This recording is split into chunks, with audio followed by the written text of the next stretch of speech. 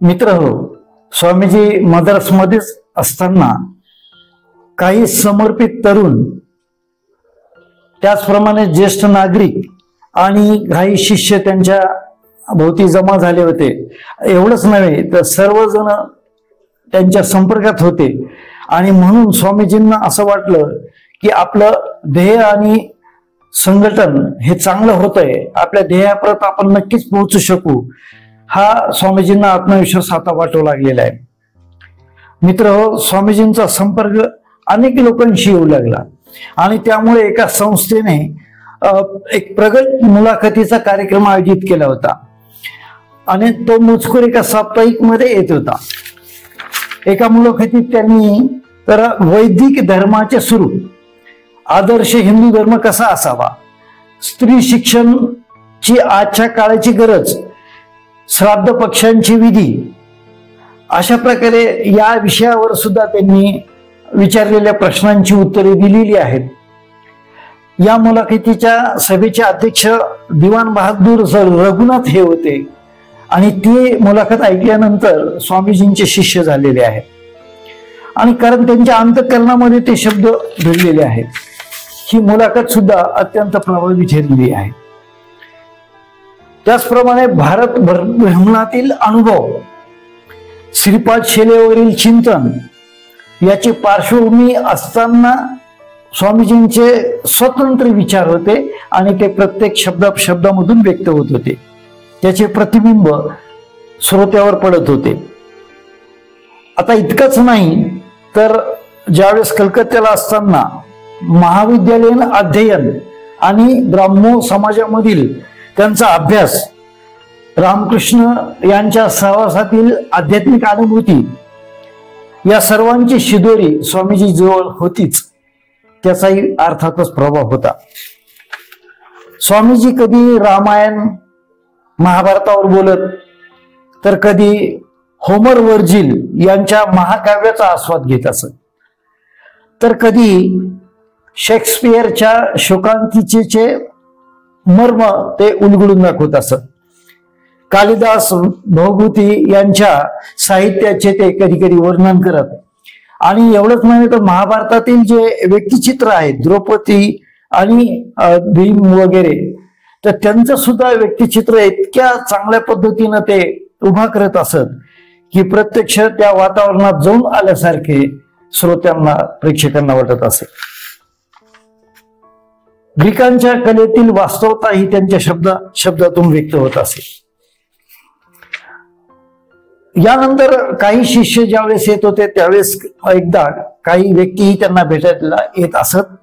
त्यामध्ये शिंगारवेलू मुदलियार हे मद्रासच्या ख्रिश्चन कॉलेजमध्ये प्राध्यापक होते आणि ते विज्ञान विभागामध्ये कार्यरत होते. ते नास्तिक होते आणि हिंदू धर्मावर ते सतत टीका करत असत. पण स्वामीजींशी चर्चा केल्यानंतर त्यांची मते पूर्णतः बदलली आणि ते स्वामीजींचे भक्त झाले. मुदलियार यांचा आहार खूप कमी होता आणि कमी असल्यामुळे स्वामीजी त्यांना गमतीने किडी असे म्हणत आणि नंतरच्या पत्रामध्ये सुद्धा त्यांनी तसा उल्लेख केलेला आहे. या किडींनी प्रबुद्ध भारत या नियतकालिकांचं व्यवस्थापक किंवा संपादक म्हणून सुद्धा काही वर्ष काम केलं आणि नंतर काही वर्षांनी एकांतवासात जाऊन त्यांनी संन्यास घेतलेला आहे. अशा अनेक शिष्यांचं उदाहरण आपण पाहूया. पण त्यापैकी काही डॉक्टर नंजूदरराव यांचे सुद्धा स्वामीजींच्या शिष्यामध्ये नाव घेतले जाते. यांचा शिवाजी महाराज यांच्याबद्दल थोडासा गैरसमज होता. तो गैरसमज काढण्यासाठी स्वामीजींनी असलिखितपणे 1.5 तास त्यांच्या समोर व्याख्यान दिलं आणि मग त्यांचं पूर्णपणे मत बदललेलं आहे. असे शिष्य हे सुद्धा प्रबुद्ध भारत याचे संपादक म्हणूनही त्यांनी काम पाहिलेलं आहे. दुसरे शिष्य DR बालाजी हे होते. हे स्वामीजींपेक्षा 2 वर्षांनी लहान होते आणि त्यांची भेट बंगलोर येथे झाली होती. त्यानंतर GG नरसिंहाचारी हे सुद्धा शिष्य होते, ते निष्ठावंत अनुयायी झाले आणि त्यांचा उल्लेख स्वामीजी जी जी असा करत. अर्थातच स्वामीजींना भेटण्यासाठी शिष्यवर्ग आणि मद्रासमधील अनेक प्रतिष्ठित नागरिकांचा जास्त संपर्क वाढला होता. दरम्यानच्या काळात व्ही सुब्रमण्यम अय्यर यांच्याशी त्यांचा संपर्क आला. त्यांनी स्वामीजीची भेट मागितली. लवकरच ते स्वामीजीकडे आले. ते ख्रिश्चन कॉलेजमध्येच प्राध्यापक होते आणि लवकरच ते ख्रिस्ती धर्माचा स्वीकार करणार होते. स्वामीजींना निरुत्तर करण्याचा त्यांचा विचार होता आणि काही विद्यार्थी, काही प्राध्यापकांनी ते स्वतः त्या ठिकाणी स्वामीजींना भेटण्यासाठी आले. एकाने स्वामीजींना प्रश्न विचारला की स्वामीजी ईश्वर आहे ना? स्वामीजींनी प्रतिप्रश्न उलट प्रश्न केला की ऊर्जा म्हणजे काय? ऊर्जा आहे का? तर ते म्हणे की ऊर्जा आहे. त्यांनी व्याख्या सांगितली, परंतु स्वामीजी म्हणाले की ऊर्जा तुम्ही दाखवू शकाल का?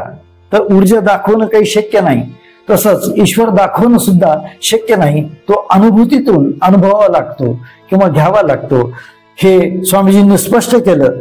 आणि दोन्ही संकल्पना अशा काही उच्च व तात्विक स्तरावरून स्पष्ट केल्या की सर्वजण निरुत्तर झाले. आपले ज्ञान किती मर्यादित आहे याची जाणीव प्राध्यापक अय्यर आणि त्यांच्या सहकाऱ्यांना झाली. आणि मुख्य म्हणजे अशा वादविवादात स्वामीजींची बोलण्याची हातोटी आणि उत्तर देण्याची समय सूचकता ही आश्चर्यकारक होती. प्रश्न आणि शंका घेऊन येणारा व्यक्ती कोणत्या भूमिकेवरून त्यांना प्रश्न विचारत आहे हे त्यांना तात्काळ समजत असे.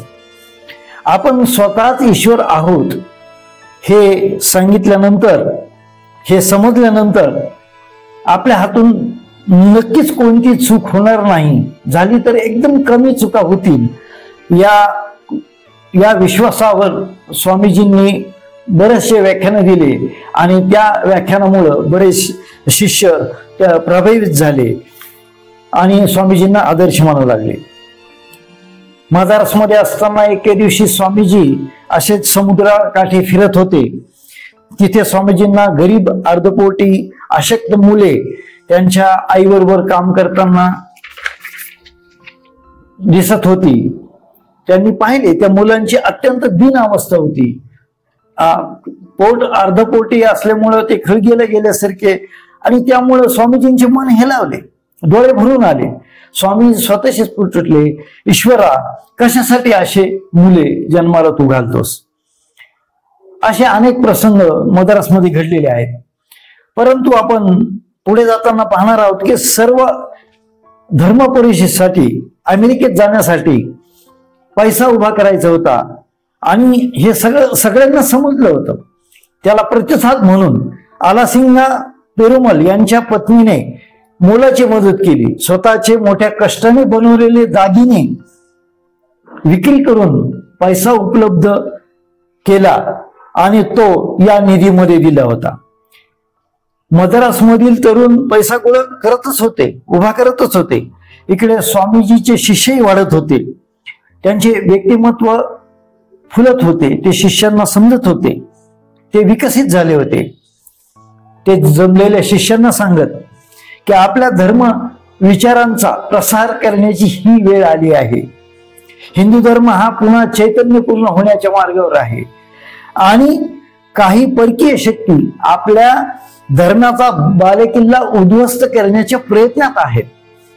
त्यांचा प्रयत्न आपण हाणून पाडूया आणि आपण सर्व केवळ पाहत बसणार आहोत काय? त्यासाठी आपण प्रत्यक्ष कृतीमध्ये प्रयत्न करूया. सर्व धर्म परिषद सहभागी होण्याचा निर्णय आणि निर्धार स्पष्ट होता, पण तो निर्णय अद्याप प्रत्यक्ष कृतीत अंमलात आणला नव्हता. दरम्यान किंवा विचार झाला नव्हता. आलासिंगा व त्यांच्या मित्रांनी घरोघरी जाऊन काही वर्गणी गोळा केली होती, तर स्वामीजीच्या हातातही ठेवली. पण स्वामीजी त्यांना म्हणाले, सध्या माझा निर्णय अंतिम नाही, कारण मला परमेश्वराची आज्ञा झाली नाही. त्यांचा संकेत मिळू द्या. मग हे जे पैसे गोळा केले आहेत हे गरिबांमध्ये तुम्ही वाटून द्या. दरम्यान रामनाथच्या महाराजांचा निरोप आला की आपण एकही पैसा मदत करू शकत नाही. त्यांना मदत करण्याबद्दल आलासिंग यांनी पत्राद्वारे विनंती केली होती. रामनाथच्या महाराजांनी भरघोस मदत देण्याचे आश्वासनही दिले होते, पण प्रत्यक्षात मात्र असे घडले. मित्र हो, श्रेष्ठ विभूतींनाही आपल्या आयुष्यात निराशेच्या प्रसंगाचे अनुभव येताच हे लक्षात येते. भारतातच काही वेळा विरोधाची चिन्हही दिसू लागली होती, पण स्वामीजींचा निर्धार आता पक्का झाला होता. फक्त त्याला अंतिम स्वरूप प्राप्त व्हायचे होते आणि ते ईश्वराच्या आदेशाची वाट पाहत होते. मद्रासमधील स्वामीजींची कीर्ती हैदराबादला पोहोचली. हैदराबादवरून स्वामीजींना निमंत्रण आले होते. ते दिले होते मधुसूदन चटर्जी यांनी. त्यानुसार स्वामीजी हैदराबादला पोहोचले. तेव्हा अभूतपूर्व स्वागत त्यांचे झाले आहे.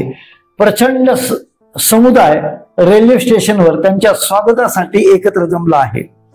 त्यामध्ये वकील, प्राध्यापक, शासकीय अधिकारी, डॉक्टर, प्रतिष्ठित मंडळी यांच्याप्रमाणेच राजा राव बहादूर, पंडित रतनलाल, कॅप्टन रघुनाथ, राय हुकुमचंद, सेठ मोतीलाल, उलेमा सईद अली, नवाब जंग बहादूर अशा राजकीय व प्रतिष्ठित व्यक्ती त्या ठिकाणी आल्या होत्या.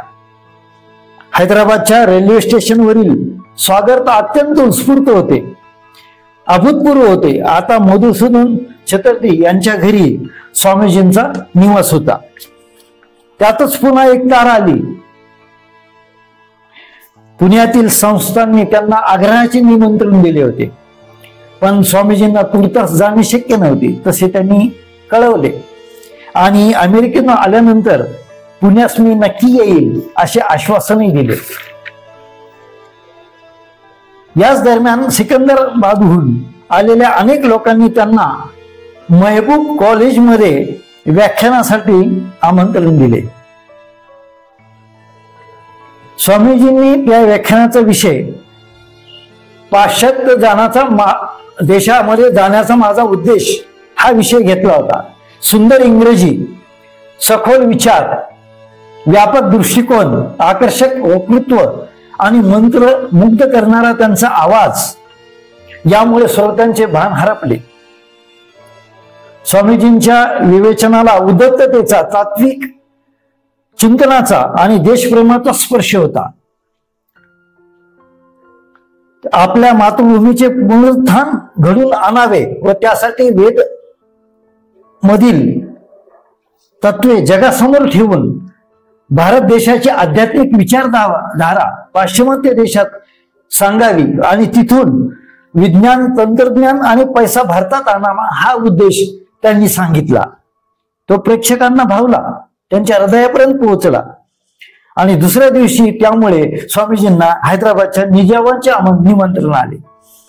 निमंत्रण देणारे खुर्शीद जाह हे हैदराबाद संस्थानातील एक मान्यवर व्यक्ती होते. ते विचाराने प्रागतिक व सहिष्णू वृत्तीचे होते. हिमालयापासून ते कन्याकुमारी पर्यंत सर्व हिंदू तीर्थक्षेत्रे त्यांनी पाहिली होती, त्यांचा अभ्यास केला होता. त्यांची व स्वामीजींची मनमोकळा संवाद झाला. हिंदू धर्म, ख्रिश्चन धर्म, इस्लाम धर्म यांची मूलभूत तत्वे कशी एकच आहेत हे स्वामीजींनी त्यांना सांगितले आणि हाच चर्चेचा प्रमुख विषय होता. स्वामीजींनी प्रतिपादन केले की प्राथमिक अवस्थेत मनुष्याच्या समोर मनुष्य रूपातीलच ईश्वर असणे आवश्यक आहे आणि तो स्वतःच्या ठायी असलेल्या ईश्वरी अंशाचे प्रगटीकरण अनुभव घेण्यासाठी सहज पोहोचू शकतो. हे सर्व बोलत असताना त्यांच्या डोळ्यातील तेज अलौकिक होते. त्यांच्या वाणीला चैतन्याचा स्पर्श झाला होता आणि या त्यांच्या वैचारिक प्रभावामुळे नवाब साहेब त्यांचे म्हणजे स्वामीजींचे चाहते झाले आणि त्यांनी स्वामीजींना अमेरिकेतील सर्व धर्म परिषदेमध्ये जाण्यासाठी त्यावेळेस ₹1000 द्यायचे कबूल केले. पण स्वामीजींनी लगेच उत्तर दिले की महाराज, मला तसा आदेश ईश्वराकडून अजून मिळालेला नाही. ती वेळ आल्यानंतर मी नक्कीच स्वीकारेन. संस्थानचे दिवाण सर आशमन जाह, पेशकार नरेंद्र कृष्ण, महाराजा राव बहादूर यांचाही परिचय त्या काळात झाला. हैदराबादचा मुक्काम फक्त 10-11 दिवसांचा होता, पण त्या दिवसांचे वेगळेपण नक्कीच लक्षात येते. नंतर स्वामीजी मद्रास येथे गेलेले आहेत, म्हणजे पुन्हा मद्रास येथे गेले आहेत. तरुण शिष्यांनी पुन्हा अमेरिकेत जाण्याचा विषय काढला आणि स्वामीजी आता त्यांना थांबवू शकले नाहीत. त्यांनी वर्गणी पुन्हा गोळा केली आणि ते स्वामीजी आता नाही म्हणू शकले नाहीत. ते म्हणाले, फक्त एवढंच म्हणाले की हा पैसा सामान्य माणसाकडून गोळा करा. मी त्यांचा प्रतिनिधी आणि हिंदू धर्माचा प्रतिनिधी म्हणून अमेरिकेत सर्व धर्म परिषदेला जाणार आहे. दरम्यान या काळात त्यांना एक स्वप्न पडले. रात्री स्वप्नामध्ये रामकृष्ण पाण्यावरून पुढे जात आहेत, खुणावत आहेत आणि स्वामीजींना मागून येण्याचे आवाहन करत आहेत. हा स्वामीजींसाठी हवा तसा अनुकूल संदेश होता आणि त्यामुळे स्वामीजी खूप आनंदित झालेले आहेत. त्याच दरम्यान एके दिवशी आईची खूप आठवण आली, काळजी वाटू लागली. काही दिवसानंतर आई खुशाल असल्याची ताराही त्यांना मिळाली आणि मग ते निश्चिंत झाले. मग आता त्यांनी शारदा देवी यांना पत्र लिहून अमेरिकेत सर्व धर्म परिषदेला जाण्याचा संकल्प कळवला आणि आशीर्वाद देण्याची प्रार्थना पत्राद्वारे केली. उलटटापाली माताजींचे पत्र त्यांना मिळाले. त्या पत्रात त्यांनी आशीर्वाद दिलाच होता व एवढ्या मोठ्या लांबच्या प्रवासामध्ये स्वतःची काळजी घेण्याबद्दलही त्यांनी सांगितले होते. गुरुमातेची आणि रामकृष्णांची परवानगी मिळाल्यामुळे स्वामीजी अत्यंत आनंदित झाले आणि त्यांचा आनंद खूपच शब्दामधून व्यक्त न करण्यासारखा होता, असे स्वामीजींनी स्वतः लिहिले होते. एप्रिलच्या दुसऱ्या आठवड्यात खेत्रीचे नरेश महाराज म्हणजे नरेश राजा अजित सिंग आणि मुंशी जगमोहनजी हे मद्रासला निमंत्रण देण्यासाठी स्वामीजींकडे आले होते. कारण राजा अजित सिंग यांना आता पुत्ररत्न म्हणजे मुलगा झाला होता, गादीला वारस नव्हता. ज्या काळात स्वामीजी खेत्रीला गेले होते त्या काळात स्वामीजी यांना राजा अजित सिंग यांना पुत्र नव्हता. मग स्वामीजींनी त्यांना आशीर्वाद दिला होता. तो आशीर्वाद आता फलद्रूप झाला आणि त्यामुळे खूप आनंद झाला होता. खेत्रीच्या राज्याला वारस मिळाला होता आणि त्यामुळे राजा अजित सिंगला निमंत्रण म्हणजे राजा अजित सिंग आणि जगमोहनजी निमंत्रण देण्यासाठी स्वामीजीकडे आले होते. मद्रासच्या शिष्यांनी ठरवले की स्वामीजींनी मुंबईहून बोटीने अमेरिकेला जावे, पण त्याआधी त्यांनी खेत्रीय संस्थाकडे जायचे असेल तर त्यांना जाण्याची त्याप्रमाणे सर्व तयारी झाली होती आणि मोठ्या कष्टाने भावना आवरून स्वामीजी त्या मद्रासला रेल्वेमध्ये बसलेले आहेत. येथे आलासिंगा व त्याचे मित्र सर्व सहकारी रेल्वे स्टेशनवर त्यांना निरोप देण्यासाठी आले होते. पण नागरिक तरुण शिष्यांनी जमा केलेला निधी आणि म्हैसूरच्या महाराजांनी दिलेले काही रक्कम असे मिळून त्यावेळी त्या काळात रुपये 4,000 एवढी रक्कम स्वामीजींच्या हातात सर्वांनी दिली आणि त्यांना अखेरचा निरोप दिला. अमेरिकेत जाण्या अगोदर स्वामीजींची कीर्ती आता दूरवर पोहोचली होती. आपल्याला एका अनोळखी आणि दूरच्या देशात जायचे आहे आणि म्हणून त्यांनी परिचय पत्र असावे म्हणून ते घेण्यासाठी कर्नल ऑलकॉट या व्यक्तीशी संपर्क घेतला. आता हे जे ऑलकॉट होते हे थिओसॉफिकल सोसायटीचे अध्यक्ष होते. त्यांच्याकडे गेल्यानंतर ऑलकॉट स्वामीजींना म्हणाले की परिचय पत्र मी जरूर देतो, पण तुम्ही आमच्या संस्थेचे सदस्य होणार आहात काय? यावर स्वामीजी म्हणाले की ते कसं शक्य आहे. लगेच ऑलकॉट म्हणाले, मग मी तुम्हाला परिचय पत्र देऊ शकत नाही. उदार दृष्टिकोनाच्या दावा करणाऱ्या थोर आणि मोठ्या व्यक्ती सुद्धा वेळ प्रसंगी कशा संकुचित होतात याचा अनुभव पुन्हा एकदा स्वामीजींना या ठिकाणी आला होता. एके दिवशी बोलताना स्वामीजी आपले गुरुबंधू तुर्यानंद यांना म्हणाले, ठाकूर माझ्या संबंधी जे काही बोलत असत ते खरं ठरणार अशी चिन्ह मला दिसत आहेत. मी अमेरिकेला चाललो आहे. आणि छातीवर मूठ ठेवत ते असे म्हणाले की हरिबाई, जे काही तयारी अमेरिकेत चाललेली आहे ती सर्व तयारी यासाठीच चाललेली आहे. ही सारी व्यवस्था केवळ माझ्यासाठीच होत आहे. मित्र हो, असा होता स्वामीजींचा आत्मविश्वास. यापुढे स्वामीजी कुठे जातात, कशी त्यांना अडचण येते, काय करतात हे आपण पुढच्या एपिसोडमध्ये पाहू. तोपर्यंत धन्यवाद. वंदे मातरम. जय हिंद.